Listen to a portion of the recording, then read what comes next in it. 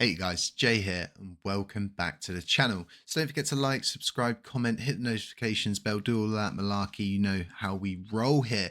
So this is definitely a pivotal moment for us moving forward. This is a moment a lot of us have been waiting for, and although it's not the final part of the settlement, I would say this is right before the final part of the settlement. But we're getting a lot of good information here, and this document is giving us a lot of answers that everybody is more or less going around and asking at the moment. What's going on with this? What's happening? What's the end result of this? What are the fines going to be? Is it going to be the full amount? So we have got a lot to go through here. I won't go through the whole document. I'll leave links to it, but we'll go through some of these important sections that I highlighted. So get ready to get very, very bullish. So to settle this action, Terraform agrees to provide the SEC with all of the relief it sought from the court. The settlement as Quam provides the SEC with nearly all of the relief it sought against Quam, but also specifically provides that Quam will transfer hundreds of millions in assets to satisfy his monetary obligations under the terms of the settlement.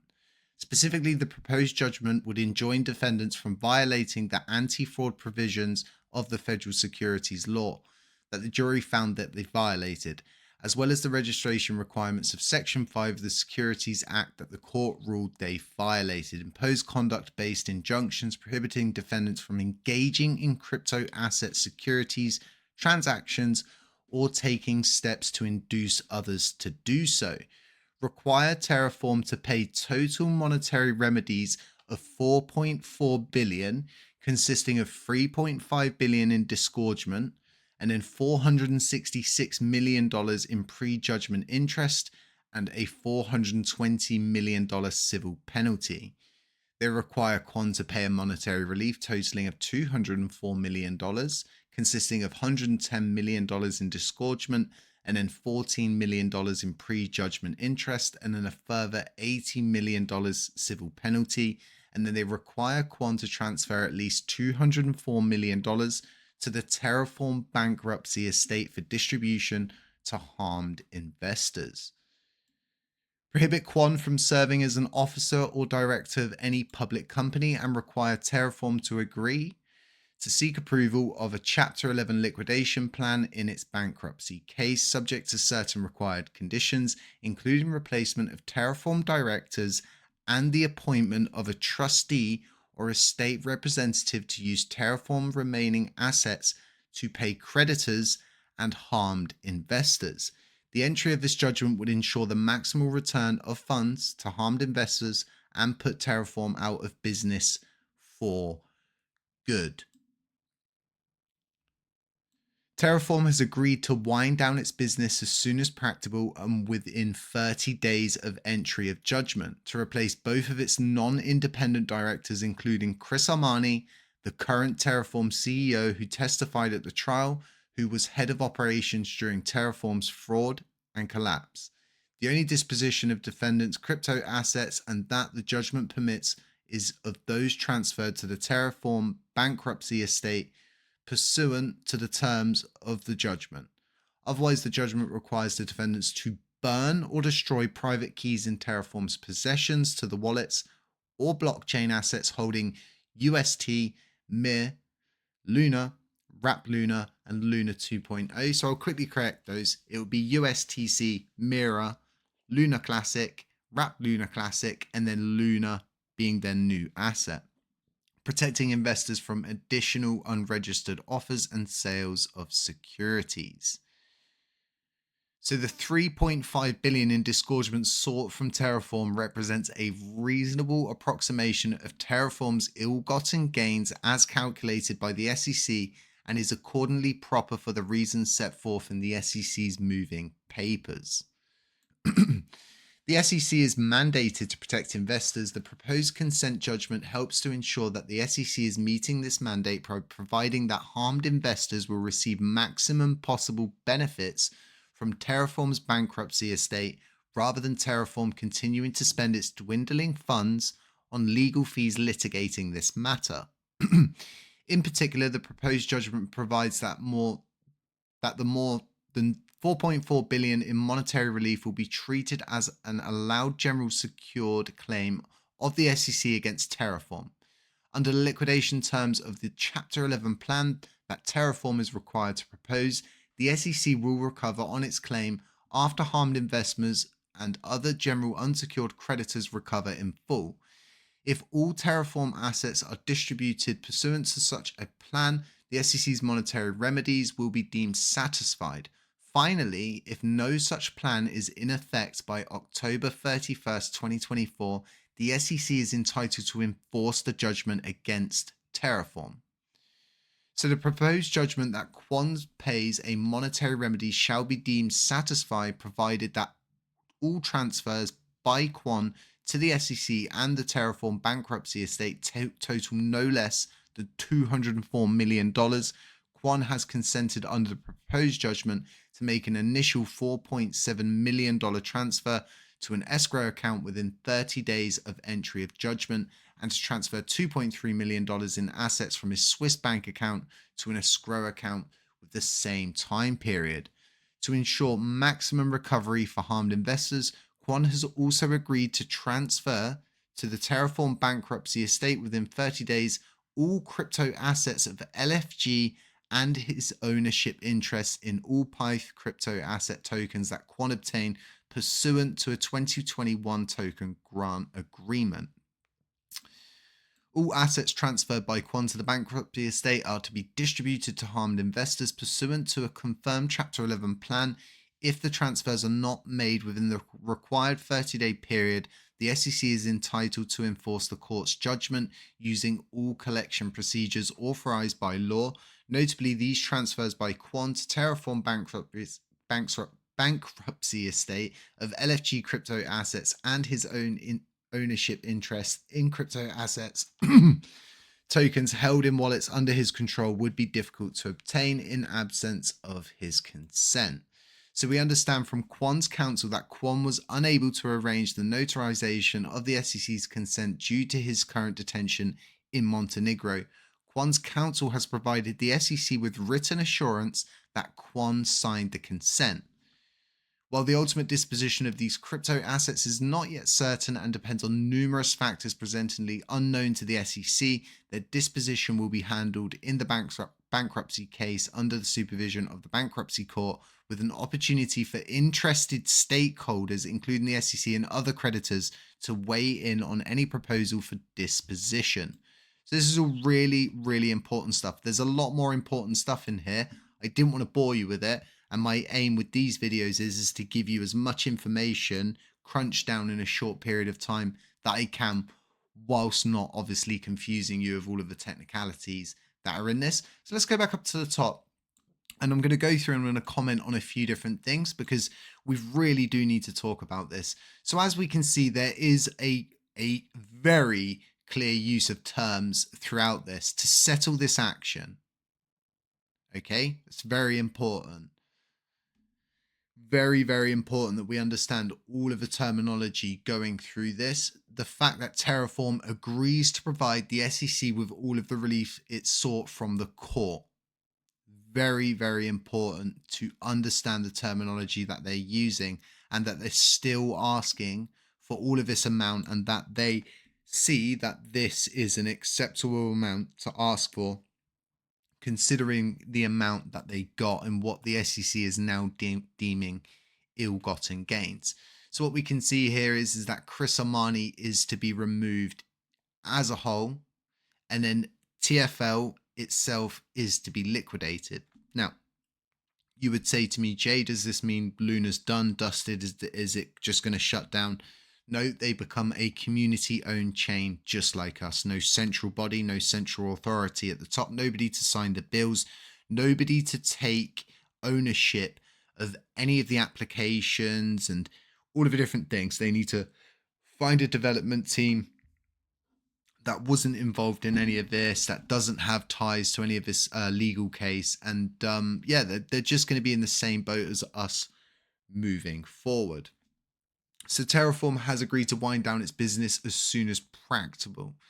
Very important, the fact that they are stating that Terraform has agreed to wind down its business. The terminology in this is very important because this is a legal document. A lot of people have gone over this. The terminology is on point, aside from slight discrepancies. So otherwise, the judgment requires that the defendants to burn or destroy private keys in Terraform's possession to wallets or blockchain assets. And these are specifically, aside the Luna 2.0, these are specifically native to the Terra Classic ecosystem itself, being USTC, Luna Classic, and Wrapped Luna Classic as well. So once again, the terminology is slightly peculiar here, a slight discrepancy, because burn or destroy therefore means the same thing from their point of view. But why would you put it twice? So what I really think they mean is burn the assets. I think that's what they're getting at there. I could be wrong, and this is just looking at it from my point of view, but I would think that destroying the private keys is not good enough, in my opinion. It's not safe enough. Someone somewhere might have a copy of those keys. You just don't know. Before we know it, someone get access to it. It all ends up in Tornado Cash and it's all dumped out on an exchange or something. We just don't know in these circumstances. So once again, we'll keep going and we'll touch back on this just at the end here. So the next part is the disgorgement of these ill-gotten gains and the fact that the SEC have calculated that, this is a fair and reasonable amount. So something I want to do quickly here is go and take a look at how much they have according to the schedule of digital assets of February 2024. I don't have a latest up-to-date one. I don't think there is one yet, but this is what we have available. So as it stands, they have got $222 million, which is absolutely nothing considering this is all going to have to burn. A considerable amount of this is not going to be usable, being the Luna, which makes up around $100,000 of these assets. So now let's jump back to the court document itself. Let's bring you back up there. So the SEC mandating to protect investors. This part's really important for all of the people that were affected by the crash. For example, Connor Kenny. He lost a lot of money during the crash. He has evidence that he lost the money. He held the coins. He sold the coins. He's got proof he was involved in that.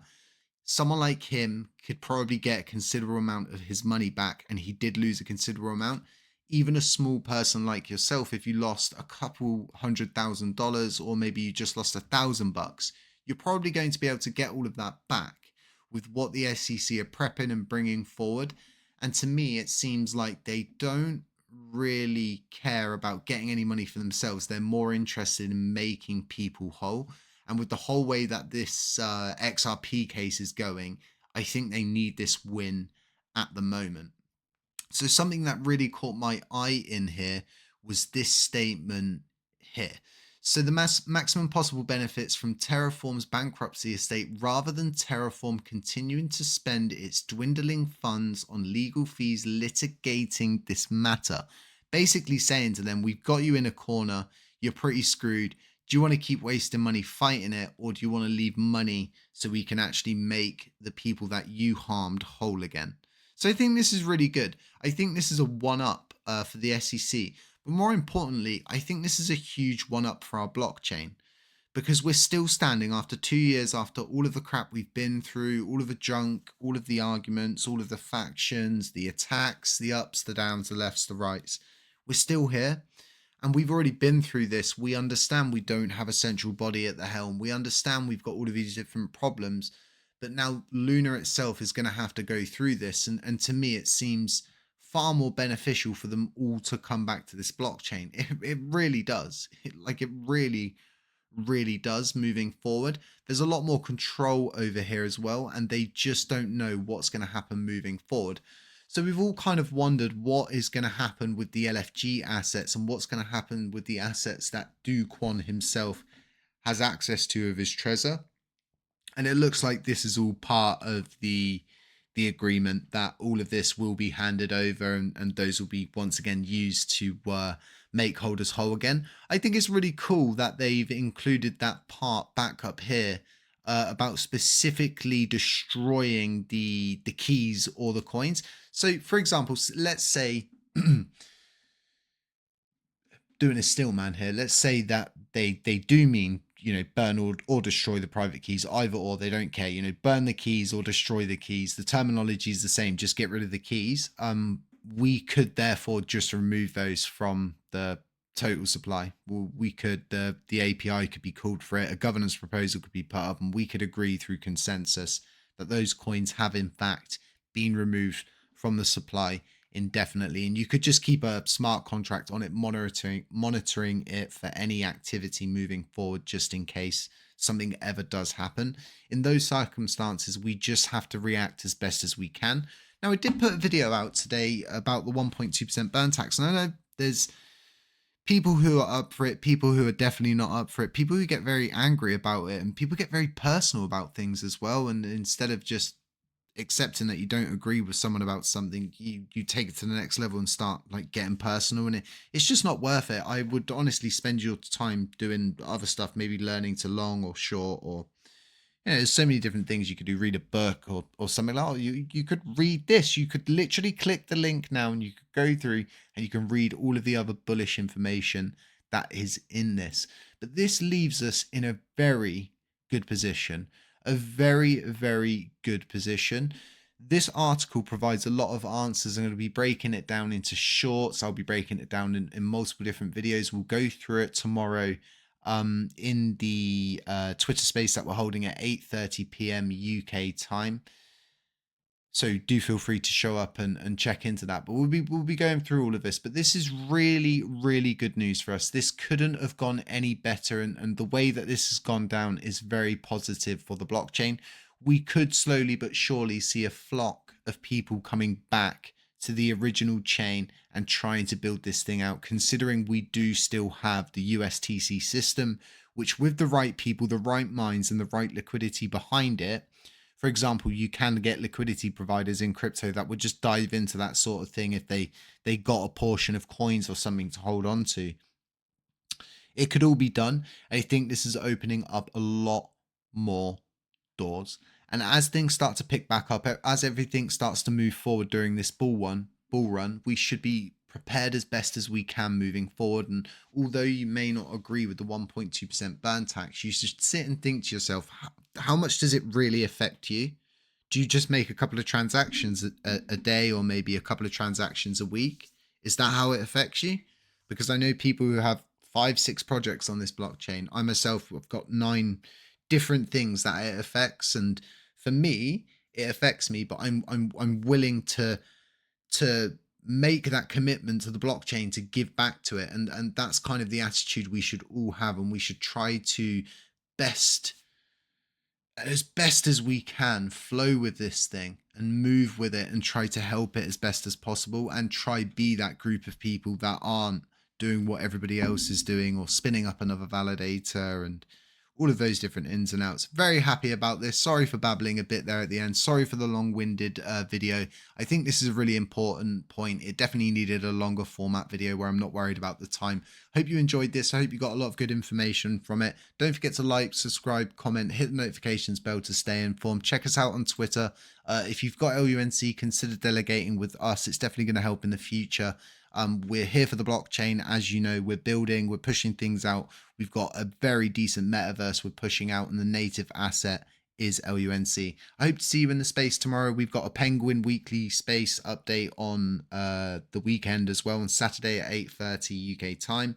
And then I'm also working on another space to do for everything, instead of just limiting it to Lunar Classic, instead just having a crypto continental space where everybody's welcome. You can talk about anything, and we just kind of like shoot the shit, so to speak. Other than that, stay safe, stay humble, stay aware, beware of scammers, beware of doppelgangers, beware of anyone pretending to be me. I'll catch you in the next one.